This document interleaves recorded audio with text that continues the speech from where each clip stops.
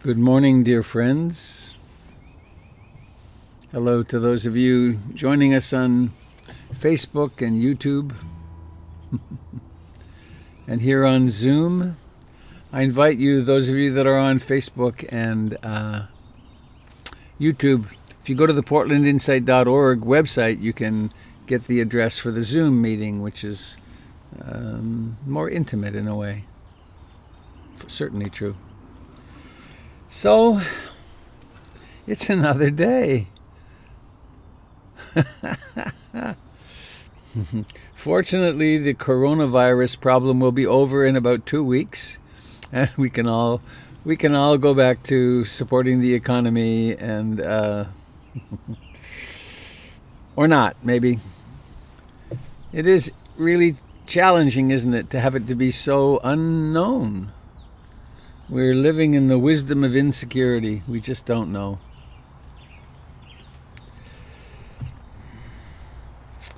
So I have a poem for us from Rumi, 12th century Sufi mystic. I had the incredible privilege, really, to go to Konya in Turkey, where Rumi's school is. It's now a museum, a mausoleum and museum, and it was a very, very touching experience. So I'll just tell you one little piece of that. I was there with my daughter, and we got there. We were the first people in line before the buses, and then one puts coverings on your shoes to go in. And I was doing that, and a guard came up and spoke to me, and he asked me why I was there, and I said I was a pilgrimage. And then he said, "Oh, let me show you around," and he stayed with us through the whole thing. And we got to the Mathnawi, where these poems all come from, is a particular book that's there on display. But there's lots of signs that say no photography, photography forbidden. And I got to that book, and he said, "Take a photo," and I said, "No, forbidden." And he said, "No flash." But it turned out that he was the head of security, and a Sufi, and he gets up 2 or 3 hours before work time every morning and does his Sufi practices, and we stayed with him for hours. It was really quite incredible. So Rumi, this is really a beauty.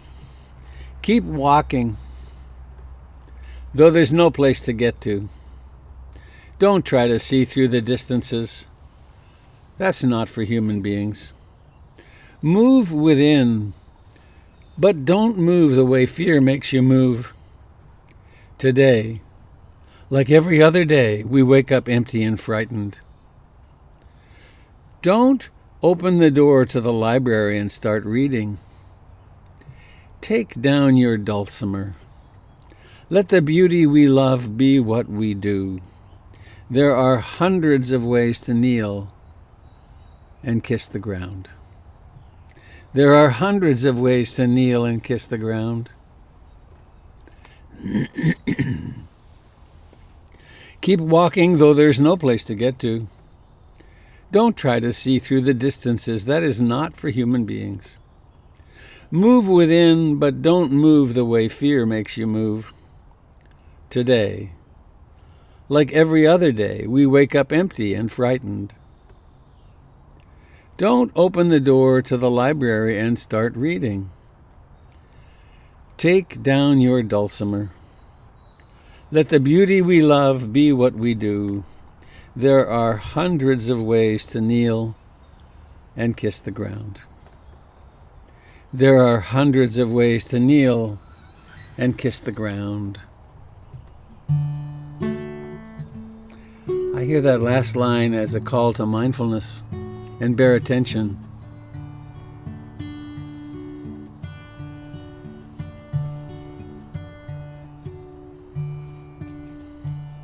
Any moment that we're present really is kneeling and kissing the ground.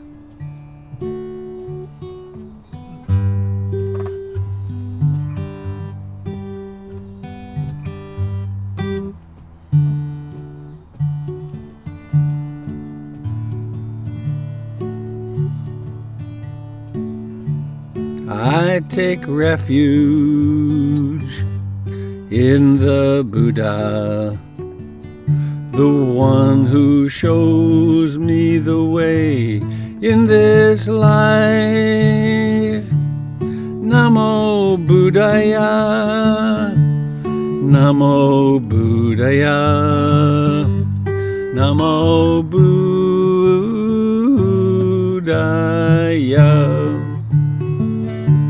I take refuge in the Dharma, the way of understanding and love.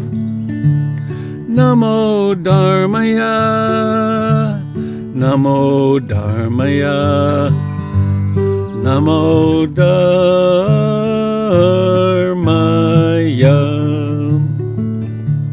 I take refuge in the Sangha, the community of mindful harmony.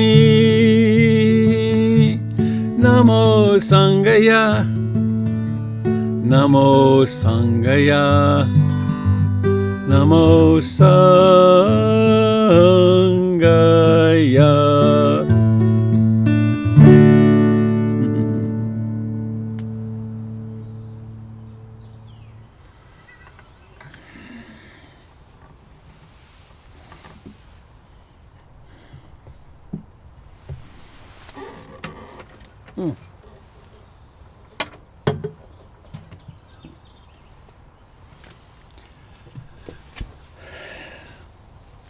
Take down your dulcimer.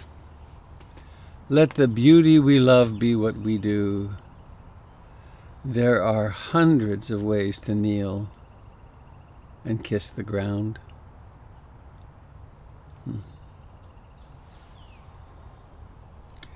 Hundreds of ways to kneel and kiss the ground. Let us bring to mind gratitude.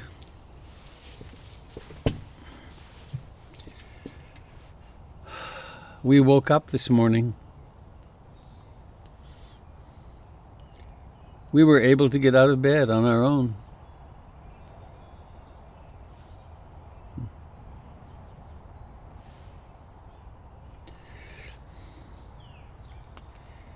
In the first few days after my brain surgery, I used a walker.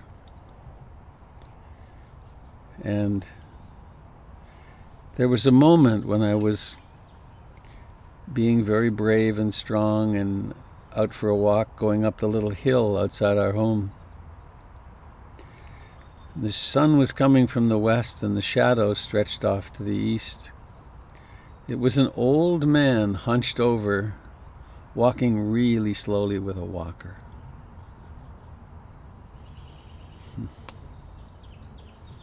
I stood up straighter and was so grateful I could still walk. Couldn't go far, maybe 100 feet up the street and back. But what a privilege it is to be able to walk. We could be grateful for that. I have a friend who lost the use of his legs in a fighter plane accident in his youth. And he speaks of those of us who can walk as the temporarily abled. So let's be grateful. We can drive, we can chew, we can swallow.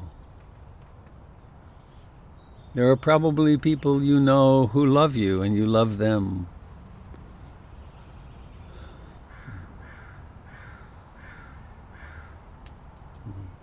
There are crows in the world.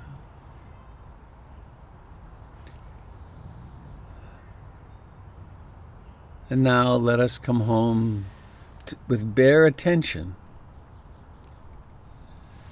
to the experience of the body.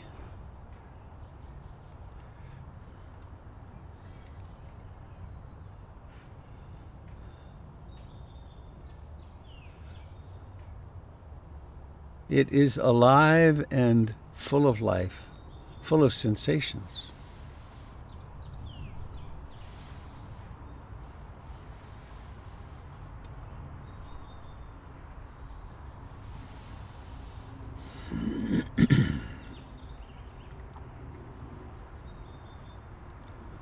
Noticing the contact of the body with the cushion or the floor, the pressure in the buttocks.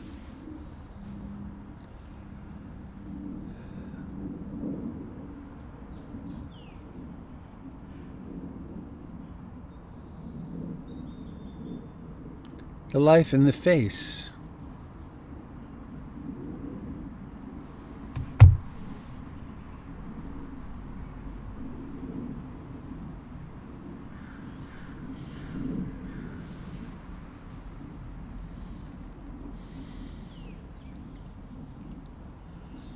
And where else is there life calling from the body for acknowledgement?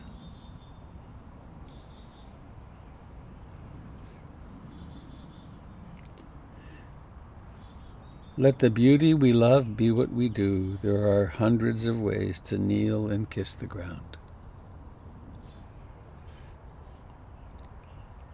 This implies a certain quality of metta or love in our awareness of the body as well.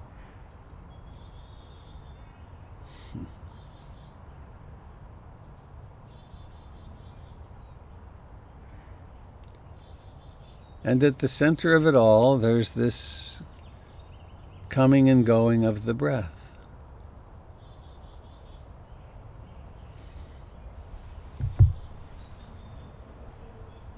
Let the breath become your home or your pole star.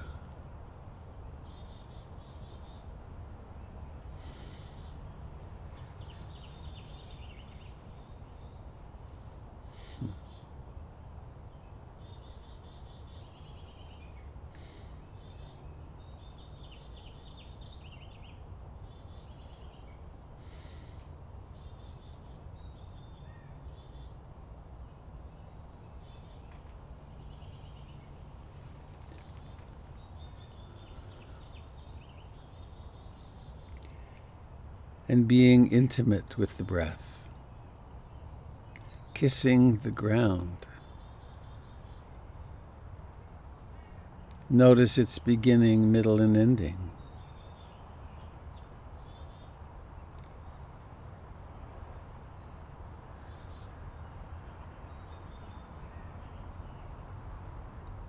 Noticing the beginning, middle, and ending of thoughts, of worries, of plans.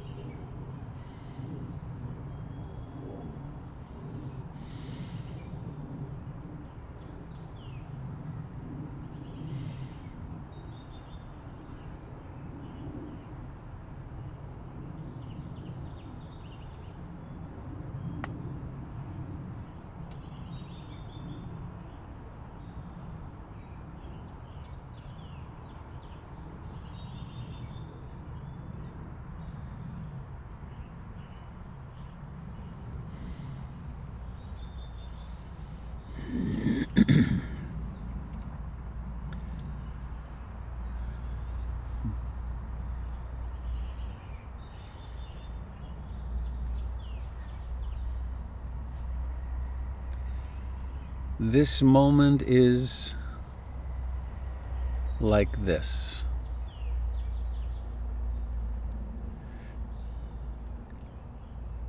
Perhaps the mind is in great ease. Perhaps it's agitated.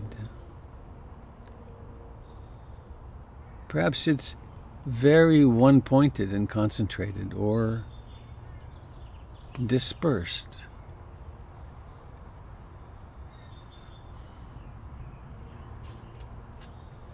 Maybe it's wide awake and crisp,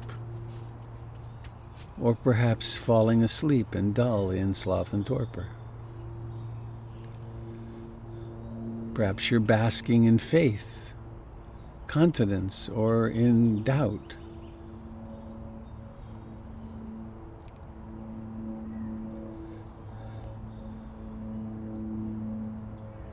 We come to accept and awaken to whatever's happening,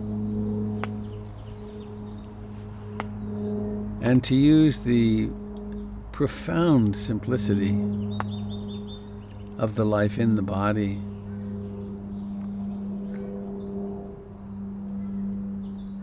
as a stabilizing home base.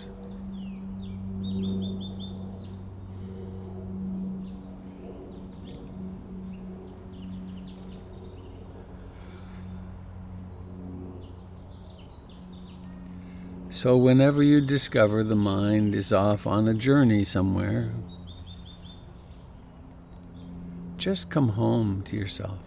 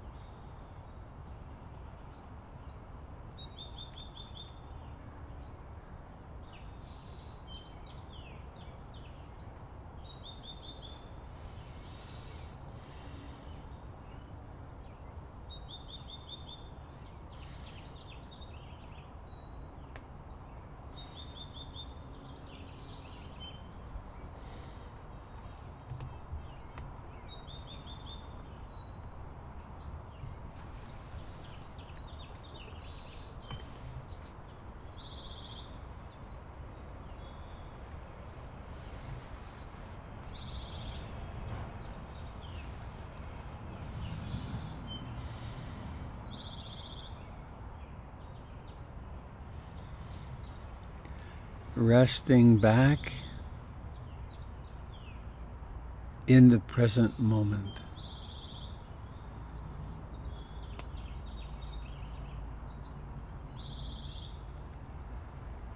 What if it's true that, in fact, there's nothing to change? There's just waking up to what is.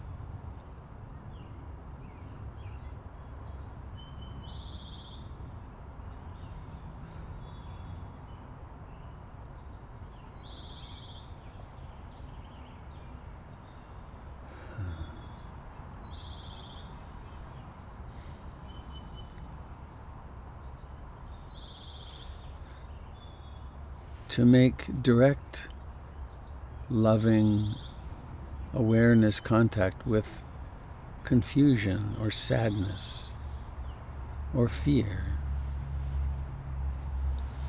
or joy or happiness or jealousy. It is the direct content that matters. The direct contact.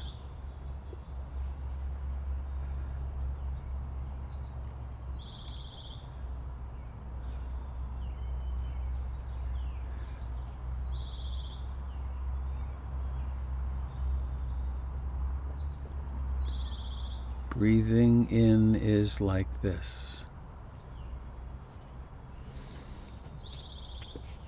Breathing out is like this. It requires no words.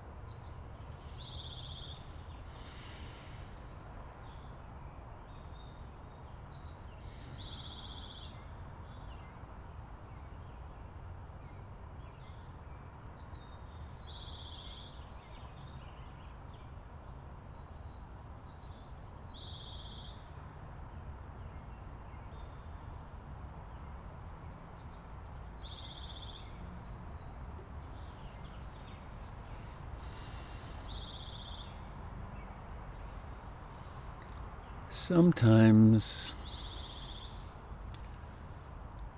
awareness, in fact, the enlightenment factors are present in such a way that a wandering mind is a tenth of a second long.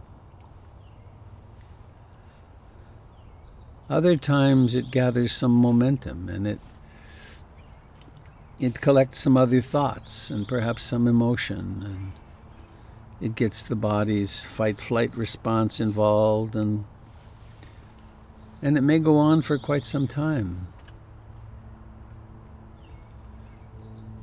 But the fact that we're sitting here potentiates that moment when awareness suddenly springs into being.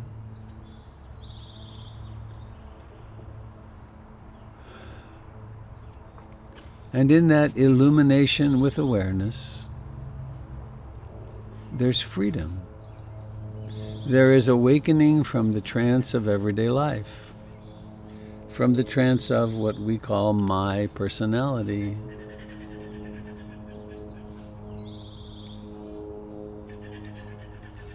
And remarkably, it's a natural process.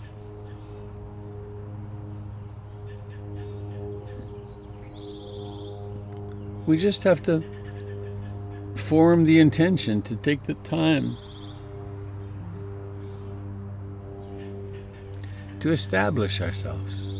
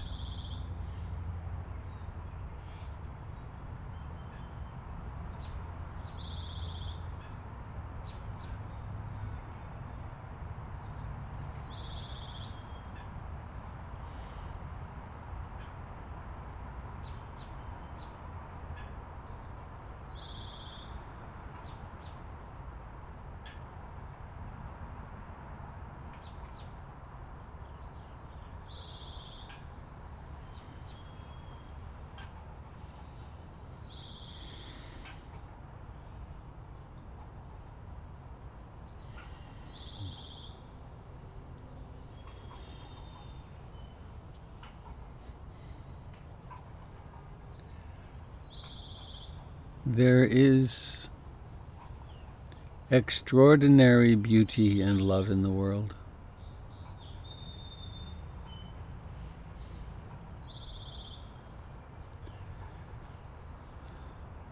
In the same way, there is heinous activity and greed and hatred and accidents, pestilence and pandemics. It's all here.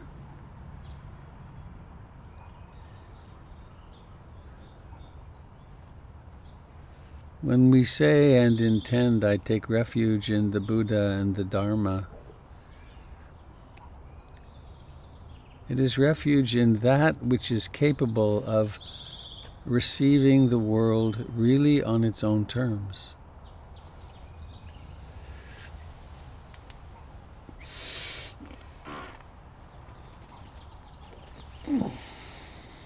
I grew up in the 60s and I really held the fantasy that our generation was the one that would end war. It's a lovely, age-appropriate fantasy, I guess.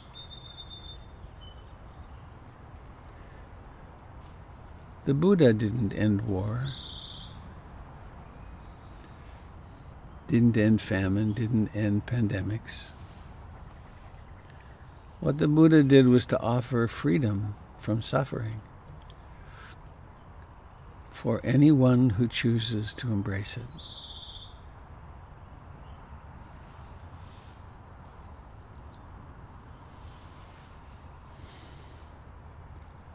Please embrace the beauty of your being right now.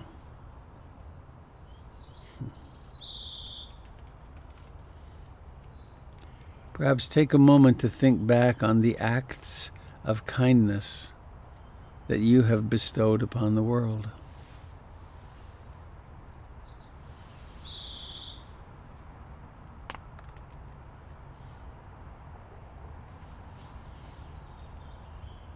Notice the beauty of your generosity, of your stepping in to help when help is needed.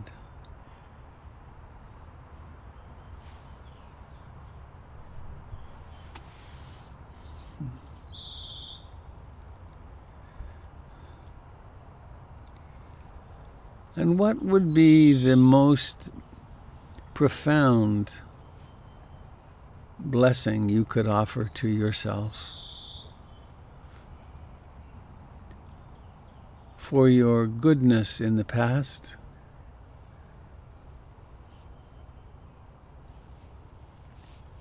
and the beauty of your being as you go forward into life?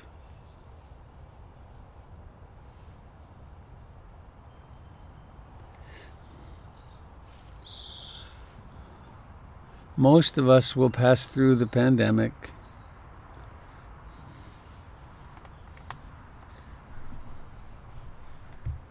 and then we'll be in another moment.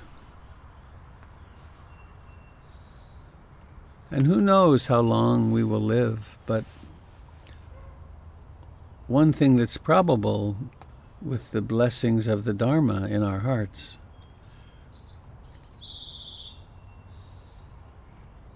is that there will be countless opportunities for loving and generosity. And it's quite probable that the most intimate, beautiful moments of relatedness are ahead in your life. As the capacity to open and be compassionate and loving grows, old wounds can heal, and the present moment can become more and more alive for us.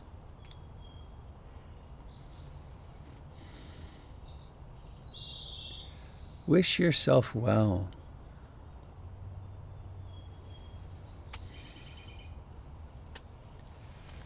May I be really happy.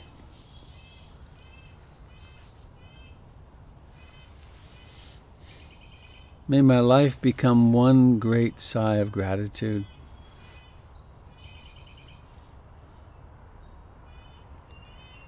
When I encounter people who are lost in their suffering and ignorance, may I meet them with compassion and kindness and firmness and boundaries.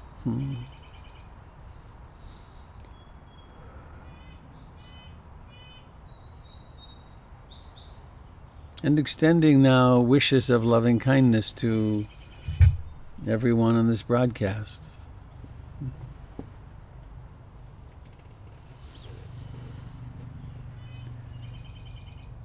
There are plenty of people here you don't know, but you know enough about them that every single one of us wants to be loved and loving.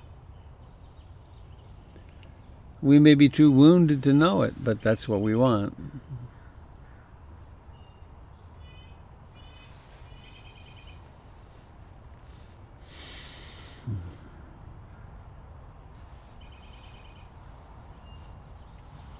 And outwards, in all directions, from where you sit, because you are the center of the universe right now.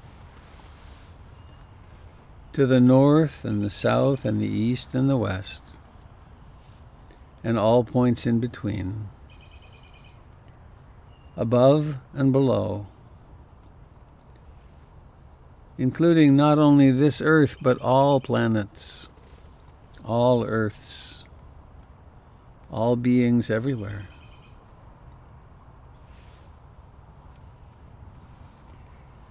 May all beings remember our true great nature.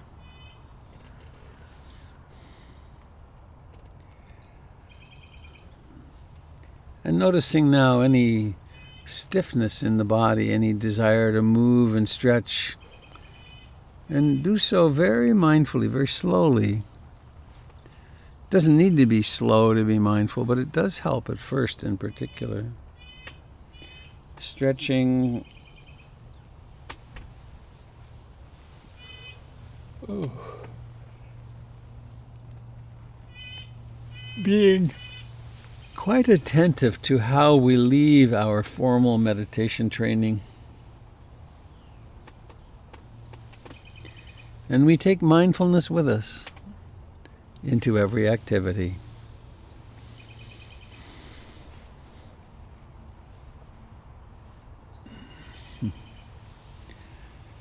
And coming now back to stillness, becoming aware of the eyes. The eyes and what's necessary to open the eyes. And letting them open, making the effort to do that. And suddenly objects appear. Let yourself be surprised by the arising of objects. They were totally gone. And then, poof. And in this instance, the objects are each other. How cool is that?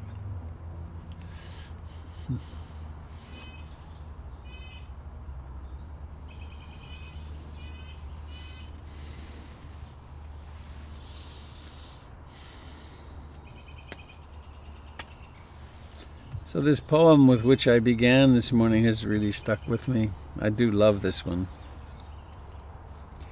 Take down your dulcimer, let the beauty we love be what we do. There are hundreds of ways to kneel and kiss the ground. Why not find a few new ways, 2 or 3 new ways to kneel and kiss the ground of your life today?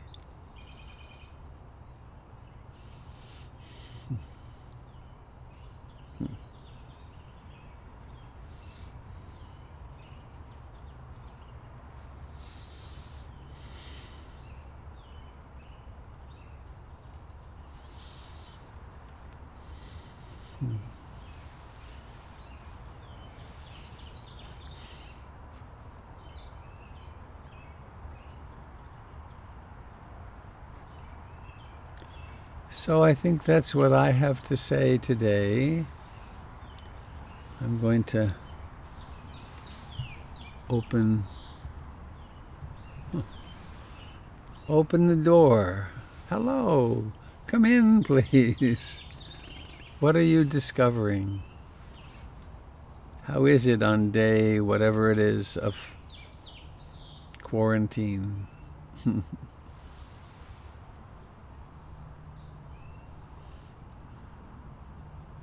So please, if you wish to speak, unmute yourself and you'll magically be here.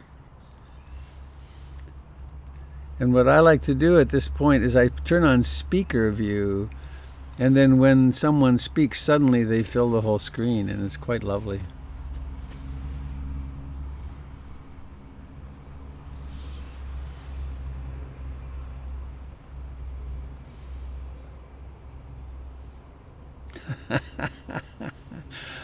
I just saw Misty, and I got to notice that it's Misty's birthday today.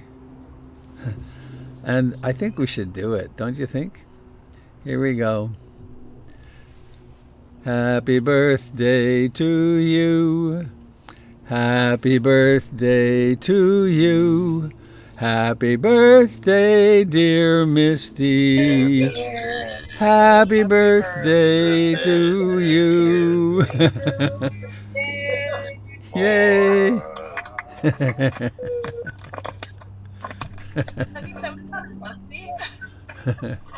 Speech. You don't have to. Oops. Going back into mute. There we go. Boom. All right.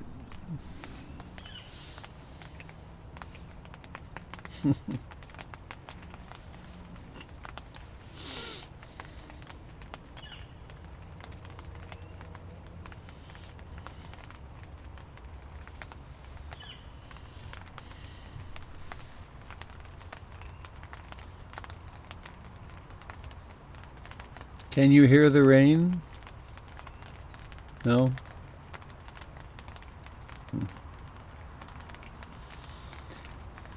It's just starting. We need it badly. Hey, Robert. Christopher, hello. Welcome to my tent. It's lovely in here. Uh, today's meditation went by rather quickly. I don't know if that's me improving my meditation skills or what, but it went by quickly. Hmm. I wanted to to get your thoughts or what you might say to somebody who is thinking about the past, who they were in the past, and wishing they were who they are today back then. And I've said things like, every moment you think about the past, you're taking away from the present, or, you are who you are today through those past experiences. And they don't necessarily resonate. And I'm wondering if you have any words of wisdom on that subject. Speaking to another person who's spending a lot of time living in the past. Not oneself, but another person. Yeah. Well, I guess you can say it once and then one is kind of done. I mean, it's sad, and I mean, I used to do that humongously. And it's just something one has to grow out of, and practice really helps with that.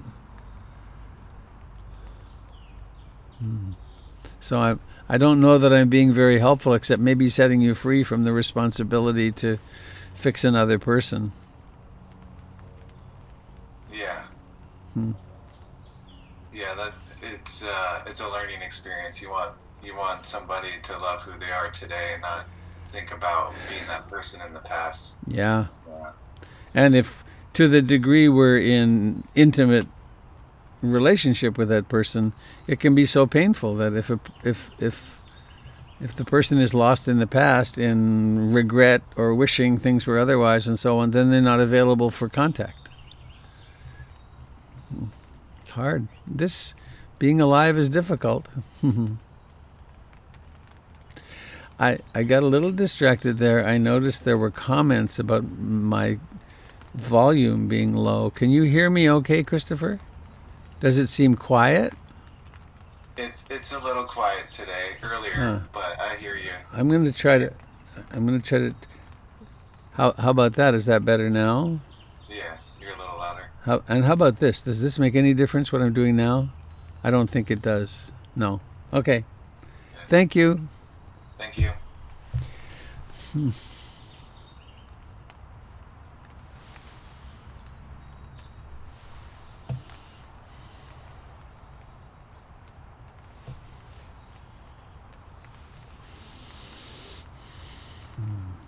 Morning, Robert. How are you?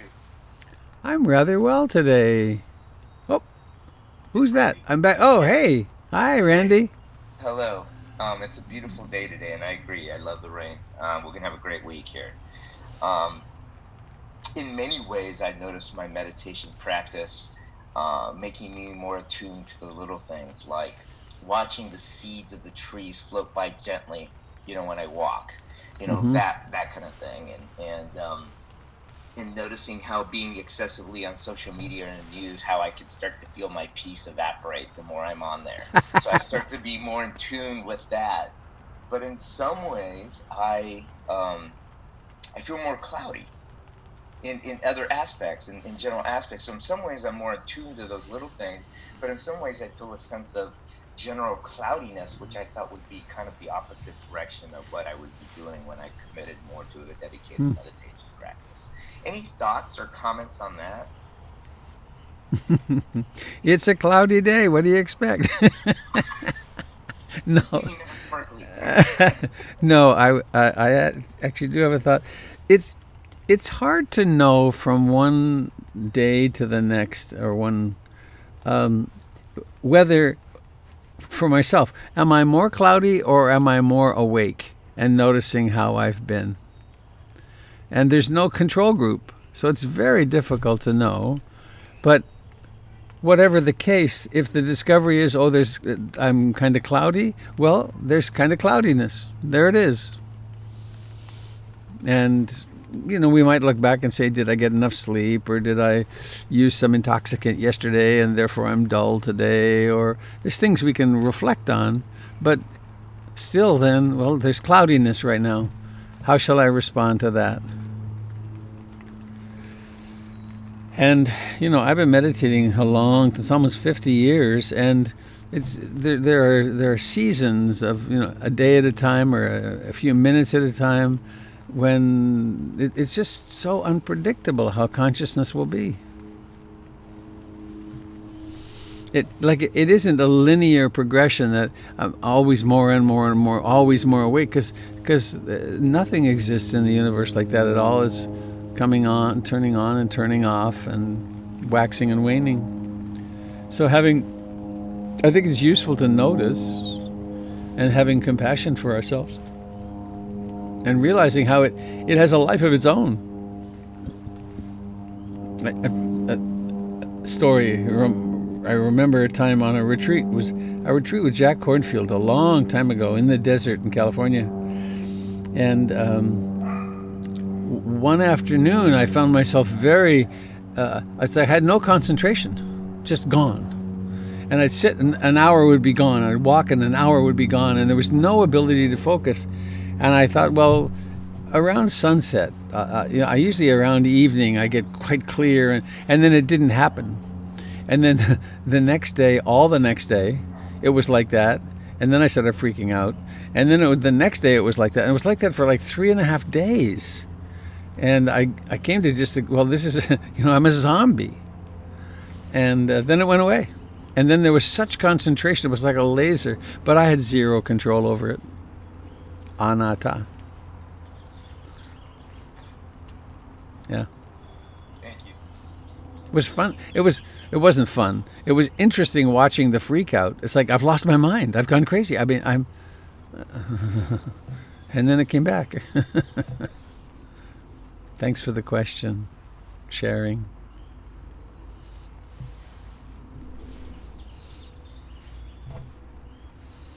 Is that sound better now? I'm sitting closer to the microphone, and I took the foam cover off. Better? Yes. Yes. Great. I bet if I get nice and close, I can get very loud.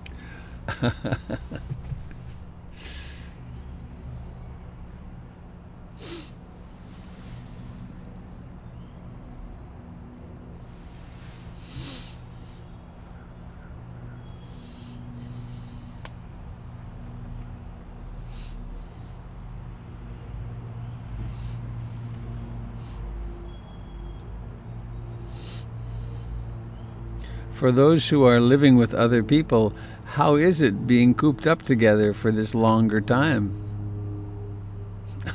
I'm not in a tent by accident.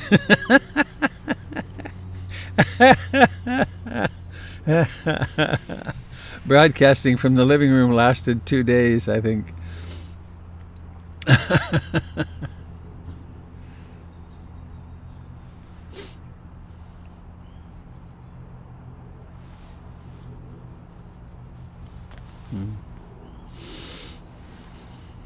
Hey, Robert, it's Michael. Hello, Michael. Um, Be careful what you say. Jessica's right beside you. Yeah. That's why I decided I'll bite on this question. Because actually, I have to say it's really great. You know, it sounds a little trite, but it is like kind of having a Dharma buddy next to me all the time, and it's really wonderful. We have a very great communication, which I'm very thankful for, and we're very lucky for. We give each other our space, and but we're able to talk about things, you know, that I can pretty safely say with her sitting next to me that a few years ago we couldn't, in the way we can now. And I thank you, I thank the Sangha, I thank the practice for that every day. Yeah, and it's been great. So, thanks.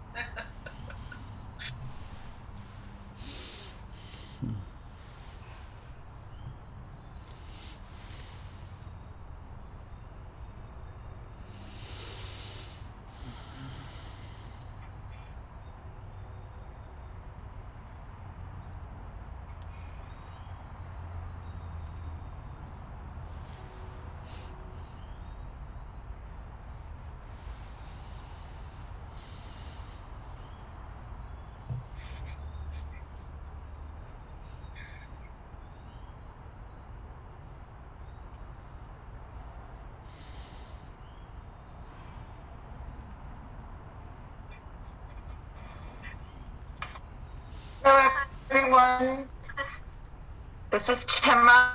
Hello. I haven't spoken yet. So Hi, Tima. hi. Hello. I just thought I'd share a little anecdote from yesterday about family and how the practice is helping me. Gift for a friend online, and I had just redone my whole office up, and everything was feeling really great and intact, and I had my big jar of tea, and inevitably, you know, she moved and knocked the tea entirely over the entire desk, all over my work papers, my new computer setup, and it was the type of thing that, you know, usually my frustration would have been visible to her, right? And in this instant, due to my practice and my sort of awareness, I was able to just completely laugh and not make it into any big deal, and to set her at ease in her fear that she had just, you know, messed something up for me. And it's directly attributable to my practice. So, and being with the Sangha and the compassion that it's opened in me, hearing all of you speak to your experiences in life, it's just making me much more sensitive to the people that I'm around. So super grateful. How cool is that?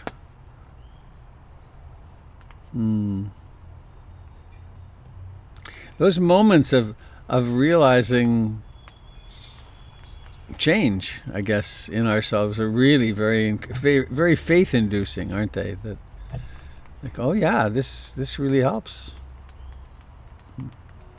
I'm happy for you, I've Tima. had a similar experience with my partner.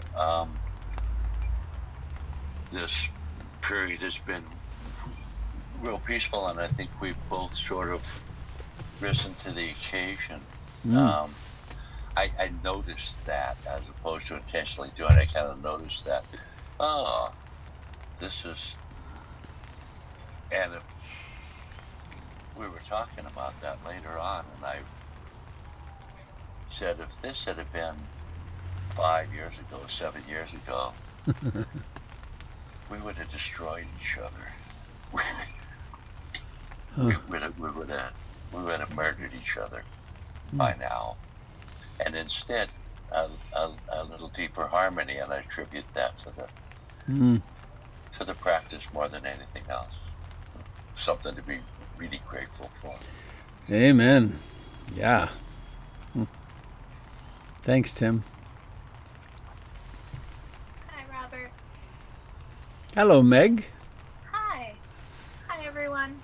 Nice to see you all. This is my first time speaking up too, but I am have been so grateful for this sit, and I have joined relatively recently, and I would say in part inspired by wanting to be a better partner in this moment. I realized that when I am holding on to things and wishing everything was different, which is sort of where I was for a while, it's not very kind to the person I'm living with. He has been so kind and loving towards me that I thought, well, I want to take a little better care of myself in order to, as a kindness, both for myself and for my partner. So I feel like there's been some improvement in the last few days, or at least just more awareness of when I am really wanting things to be different or judgmental. So thank you for that. I am very grateful.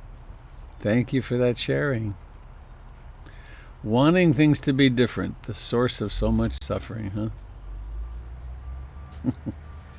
Hi, Robert. Hi, my name's Kath. Hello, Kath. Hi, I'm from Salt Spring Island in British Columbia. Oh, hi. Hi, and I came to you guys from the when you presented for Hollyhock about 6 weeks ago now. I guess I would have considered myself a dabbler in meditation, and now I've been meditating for every day with this group for 6 weeks. So I never thought I'd be a daily meditator. So that's been a huge gift. And I just wanted to quickly report on my homework. The other day, I've been focusing on my breathing, and I've really found it helpful to do rising, falling. So I love that, and that's working well for me. And then my homework that I gave myself, that you suggested, was everything I'm doing during the day, use that verb, seeing, or whatever it is, washing the dishes. Cool. So I went for a walk, and it was actually in the moonlight last night, and I was doing walking, and I haven't done too much walking meditation, but I did get in touch. I had kind of an aha moment of, wow, I have a skeleton inside of me. Cool. And it was very cool because, of course, I have the image of a skeleton, but I never kind of connected that it's actually in me. And so now I'm just really enjoying the mechanics and thinking about my body, and then also how you're talking about, I woke up, I was able to walk, and you spoke about the walker this morning, and it's just making me really appreciate my body and all that it can do, and even down to the micro, like all of those bones in my anatomy. So yeah, that's been a lovely aha moment, and it's still, it's only been a few hours ago when I woke up, and now I'm thinking about my body in a whole new way. So thank you. How cool. How nice that you're joining.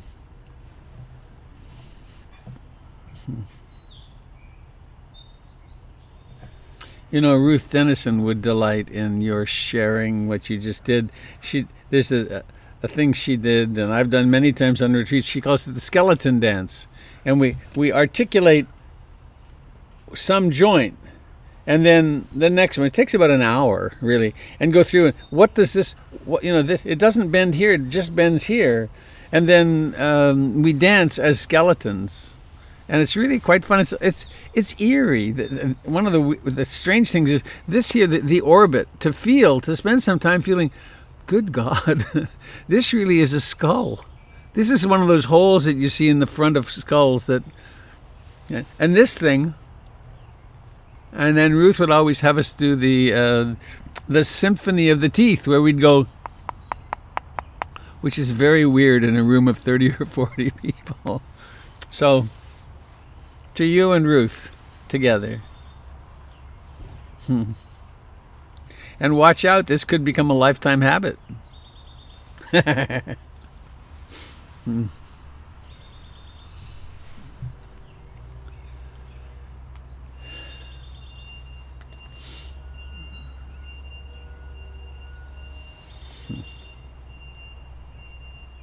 morning, Robert. Hello, Kathleen. Hi. I just wanted to say that in our family, because we've had a very difficult illness, that I also noticed that we are talking more deeply about things that we need to do together as a family, and that we're really cutting through all that we need to cut through. And we might not do that normally. Yeah. I feel that it's given me the courage to really to speak mindfully when I need to. And it really is effective, whether it is to grandchildren or my daughter-in-law, to my daughter, to my son. You know, it's just been very powerful. So thank you. That, you know, really has given me a strength and backbone to really be there differently. Thank you, my dear.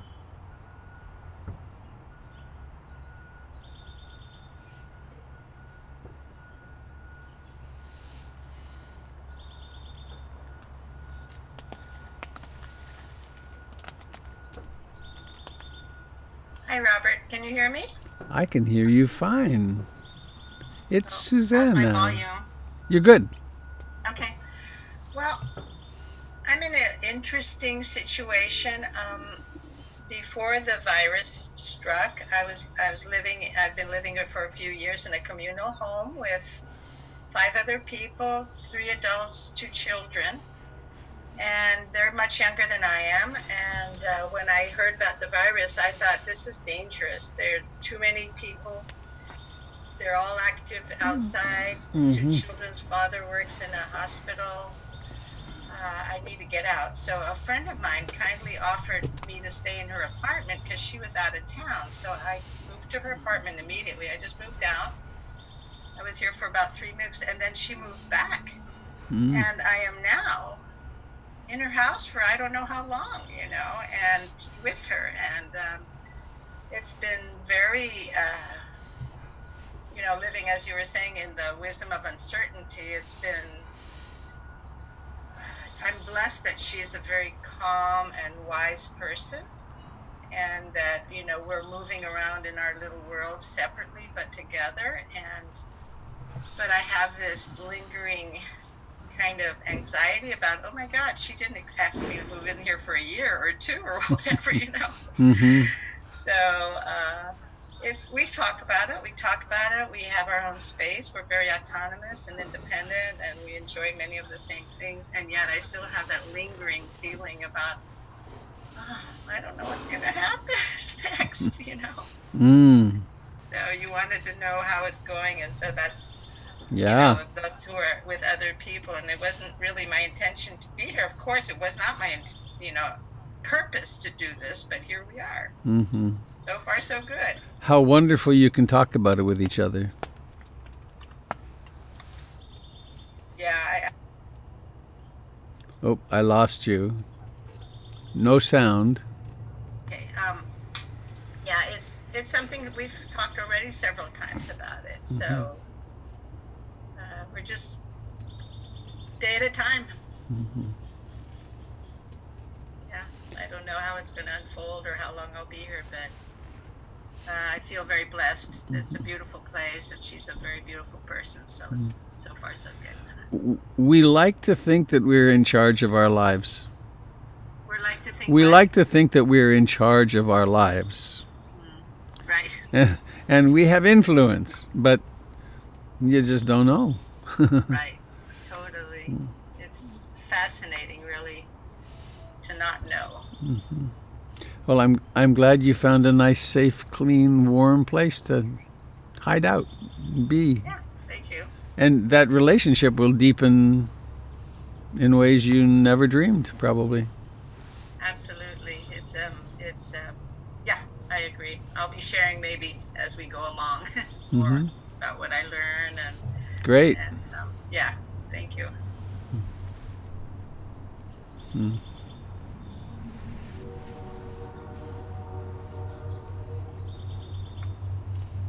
Can you hear the train?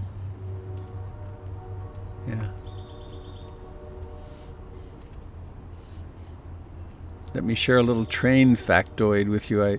I worked on Canadian Pacific Railroad for 4 years on my way through college. Rode a lot of freight trains. When they get to a crossing, the whistle that they do, if you listen, it's 2 longs, 1 short, and 1 long. And they do it with a flourish sometimes. and it's the letter C.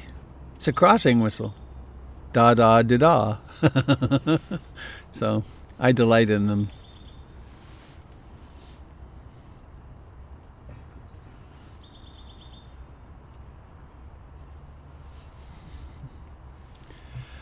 Well, we're a little past 8 already. Anybody else sitting with something that it would be skillful to share?